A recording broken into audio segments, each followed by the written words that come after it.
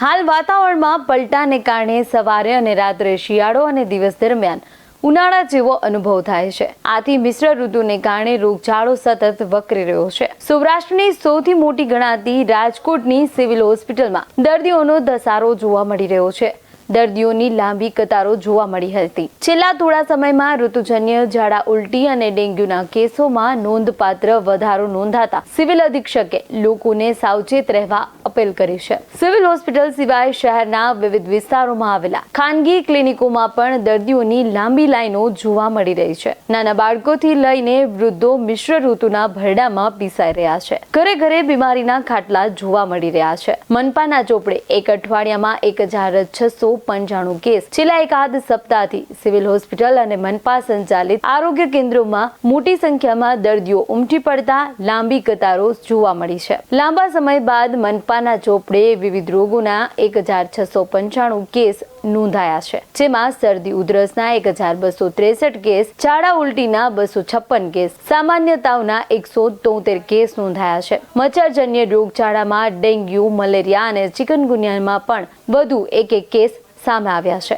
અન્ય ખાનગી હોસ્પિટલો તેમજ નાના મોટા ક્લિનિકમાં સારવાર લેતા દર્દીઓની સંખ્યા ઘણી વધુ છે, ત્યારે લોકો સાવચેતી રાખે તે ખાસ જરૂરી બન્યું છે। જોકે સિવિલમાં દર્દીઓની જે લાઈન લાગે છે એ જોતા મનપાના ચોપડે નોંધાયેલા કેસની પરિસ્થિતિ કંઈક અલગ જોવા મળે છે। હોસ્પિટલમાં પહોંચતાની સાથે જ દર્દીઓ અને તેના સગાવાલાઓની ભીડ ઉમટી પડે છે। પાર્કિંગની જગ્યામાં પણ વાહનોને પાર્ક કરવાની જગ્યા ઓછી પડી રહી છે। બહારની સાઈડમાં આવેલા કેસ બારી તેમજ અંદર આવેલા દવાની તમામ બારીઓ પર દર્દીઓની લાંબી લાઈનો જોવા મળી રહી છે। આ ઉપરાંત સ્ત્રી રોગ વિભાગમાં પણ ખૂબ જ મોટી કતારો જોવા મળી હતી। કેસ બારી અને દવા બારીમાં વધારો કરવા માંગ તમામ વિભાગના કેસ કઢાવ્યા બાદ ડોક્ટરને બતાવવા માટે પણ અલગ લાઈનો લાગેલી જોવા મળી હતી। એટલું જ નહીં, ડોક્ટરની મુલાકાત બાદ દવા લેવા માટેની દવા બારીમાં પણ દર્દીઓએ ફરી લાઈનમાં ઊભા રહેવાની ફરજ પડતી હોવાનું સ્પષ્ટ જોવા મળ્યું હતું। એટલું જ નહીં, વિવિધ રિપોર્ટ કરાવવા માટે પણ દર્દીઓને વધુ એક લાઈનમાં ઊભા રહેવાની ફરજ પડતી હતી। હાલમાં ઓપીડી બેઝ રોગચાળો વધ્યો છે। આ મામલે સિવિલ અધિક્ષક ડોક્ટર આર.એસ. ત્રિવેદીની મુલાકાત દરમિયાન જાણવા મળ્યું કે રોગચાળાની સ્થિતિ અંગે તેમણે જણાવ્યું કે હાલ મિશ્ર ઋતુ હોવાથી રોગચાળો વધ્યો છે।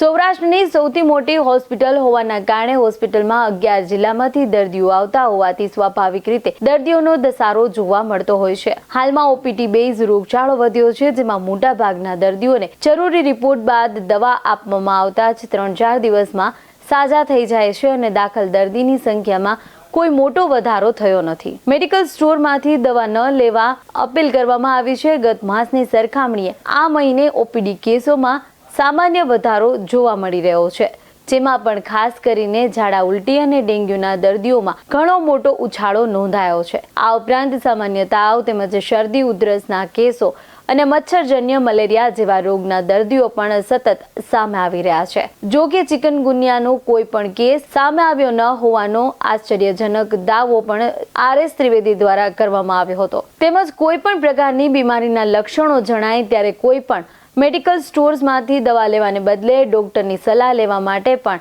સિવિલ કે અન્ય કોઈ ખાનગી હોસ્પિટલની મુલાકાત લેવા પણ સિવિલ સુપ્રિન્ટેન્ડન્ટ દ્વારા અપીલ કરવામાં આવી છે। એટલે સિવિલ હોસ્પિટલ રાજકોટ સૌરાષ્ટ્રની સૌથી મોટી હોસ્પિટલ છે, એટલે કોઈ પણ પરિસ્થિતિ માટે આ તૈયાર હોય।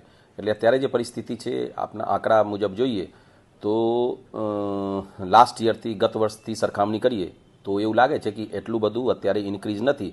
એટલે લાસ્ટ યરનું ડિસેમ્બર અને જનવરી અને અત્યારે ડિસેમ્બર અને જનવરીનું સરખામણી કરીએ તો એટલું બધું ઇન્ક્રીઝ નથી થયું। પણ સ્પેસિફિક આપનું રોગ વાઇઝ ડિઝીઝ વાઇઝ જોઈએ તો સૌથી વધારે ઝાડા ઉલટીની કેસ વધ્યું છે। એટલે જેને મેડિકલ ભાષામાં ગેસ્ટ્રોઇન્ટેરાઇટિસ કહેવાય। પણ સૌથી સારા સમાચાર આમાં એવી રીતે છે કે આ પણ એટલું બધું ઇન્ડોર નથી થતું, દાખલ નથી થતું। આ બધું આઉટડોર ઉપર આવે છે। 4 દિવસ 5 દિવસ માટે દવા આપીએ છીએ અને પછી આમાં મટી જાય। એટલે એવી રીતે છે।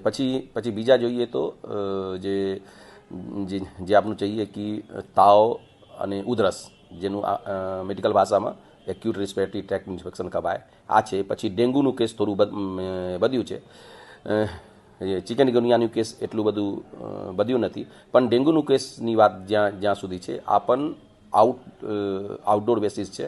એટલે દર્દી આવે 5 દિવસનું દવા આપે અને પછી મટી જાય. એટલે અત્યારે કોઈ ચિંતાની વાત નથી. તો પણ હું બધાને અપીલ કરું છું કે અત્યારે જે થોડું મિશ્રિત વાતાવરણ છે, ક્યારે શિયાળો ક્યારે ઉનાળો એવી રીતે લાગે તો, અને ક્યારે વાદળ જેવી વાતાવરણ હોય તો ત્યારે આપનું થોડું સાવચેતી રાખવાનું છે. ખાસ કરીને જે 5 વર્ષથી જે ઓછા બાળક છે અને 60 વર્ષથી વધારે વયવાળું છે અને ખાસ કરીને પ્રેગ્નન્ટ મહિલા છે, આનું થોડું કેર રાખીએ અને થોડું ગરમ પાણીની સેવન કરીએ.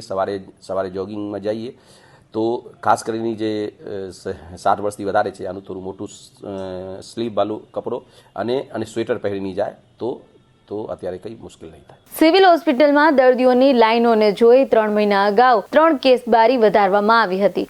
ઉપરાંત PMSSY બિલ્ડિંગમાં પણ 1 કેસ બારી શરૂ કરવામાં આવી છે, જેને કારણે દર્દીઓની લાંબી લાઈનો ટૂંક સમયમાં ઘટવાની શક્યતા છે.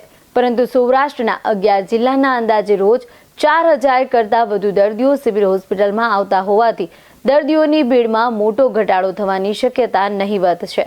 તેમજ સિવિલ હોસ્પિટલમાં ડિસેબિલિટીઝ સર્ટિફિકેટ તેમજ વેક્સિનેશન સહિતની વિવિધ કામગીરી પણ કરવામાં આવતી હોય ભીડ વધુ જોવા મળતી હોવાનો સિવિલ સુપ્રિન્ટેન્ડન્ટ દ્વારા બચાવ પણ કરવામાં આવ્યો હતો.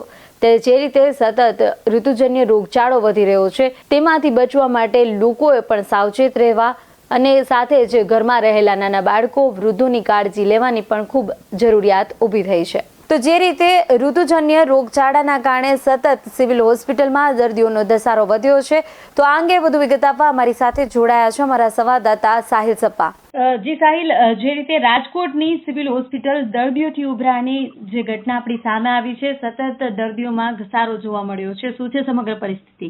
જી જસ્મીન, હાલ જે શિયાળાની ઋતુ ચાલી રહી છે તેને લઈને શિયાળાની ઋતુ તો ચાલે છે, પરંતુ બપોરે તડકો હોય છે, જેના કારણે ઉનાળાનો અહેસાસ થાય છે અને સાંજના સમયે છે તે ઠંડી જેવું વાતાવરણ બની જાય છે, જેના કારણે ડબલ ઋતુ જે કહીએ તેવું એક વાતાવરણ છે તે બન્યું છે ને જેના કારણે રોગચાળો છે તે ફેલાયો છે ને સિવિલ હોસ્પિટલમાં દર્દીઓની છે તે લાઈનો લાગી છે.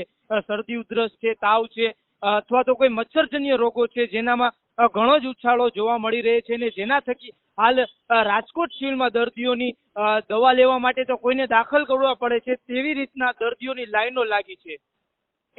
જી સાહિલ, જે રીતે મિશ્ર ઋતુથી વધુ પડતી કઈ બીમારી એવી છે કે જેના દર્દીઓ વધુ જોવા મળે છે? વધુ પડતી વાત કરવામાં આવે તો જે મિશ્ર ઋતુ જોવા મળે છે તેના કારણે તાવ છે, શરદી ઉધરસ છે અથવા તો જે મચ્છરજન્ય રોગો છે તેમાં ઘણો જ ઉછાળો જે જોવા મળી આવે છે, જેના કારણે લોકોને દવા લેવા માટે સિવિલ હોસ્પિટલે આવવું પડે છે, કાં તો કોઈ લોકોને દાખલ પણ કરવા પડે છે, જેના થકી સિવિલ હોસ્પિટલમાં હાલ દર્દીઓનો જે ઉભારો છે તે જોવા મળી આવે છે. જી સિવિલમાં સાહિલ, જે રીતે સતત દર્દીઓ આવી રહ્યા છે તેને લઈને સિવિલ હોસ્પિટલ તંત્ર દ્વારા કેવી તૈયારીઓ કે દર્દીઓને દવામાં કઈ રીતની સુવિધા ઉપલબ્ધ કરવામાં આવી છે?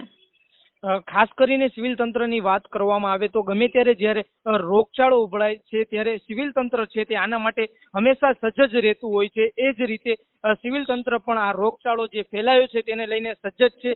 પૂરતી દવાઓનો સ્ટોક પણ સિવિલ તંત્ર દ્વારા રાખવામાં આવી રહ્યો છે અને લોકોને જે બીમારી છે તેના કઈ રીતના નિદાન કરવું તેના માટે યોગ્ય ડોક્ટરો પણ ત્યાં રાખવામાં આવી રહ્યા છે ને જેના કારણે લોકોને હાલાકી ન પડે અને બીજી કોઈ બહારની પ્રાઇવેટ હોસ્પિટલની દવા ન લેવી પડે તે માટે સમગ્ર સુવિધા છે તે સિવિલ તંત્ર હાલ પૂરું પાડી રહ્યું છે. જી સાહેબ, સમગ્ર માહિતી બદલ આભાર. તો જે રીતે સતત રોગચાળો બેકાબુ થયો છે, ઋતુજન્ય કે પાણીજન્ય, મચ્છરજન્ય અનેક કેસો આપણી સામે આવી રહ્યા છે, તો ખાસ કરીને લોકોએ બહારનો જે ખોરાક છે તે આરોગવામાં કે પોતાના સ્વાસ્થ્યને લઈ કાળજી રાખવા પણ ખૂબ જ અત્યારે જરૂરી બન્યું છે. અને જે રીતે કેસો સતત વધી રહ્યા છે તે શેરી ગલીની ક્લિનિક હોય કે સિવિલ હોસ્પિટલ હોય કે આરોગ્ય કેન્દ્ર હોય તે તમામ જગ્યાઓ પર હાલ રોગચાળાના કેસો, ઓપીડીના કેસો સતત વધી રહ્યા છે. તો સતત જે રીતે રોગચાળો બેકાબુ બન્યો છે તો લોકોએ સ્વસ્થ ખોરાક સાથે જે પોતાના સ્વાસ્થ્યની કાળજી લેવી ખૂબ જ અનિવાર્ય બની છે. તો એક નવા વિષય સાથે ચર્ચાના વિષયમાં ફરીથી મળીશું. જોતા રહો BS9 TV ન્યૂઝ. નમસ્કાર.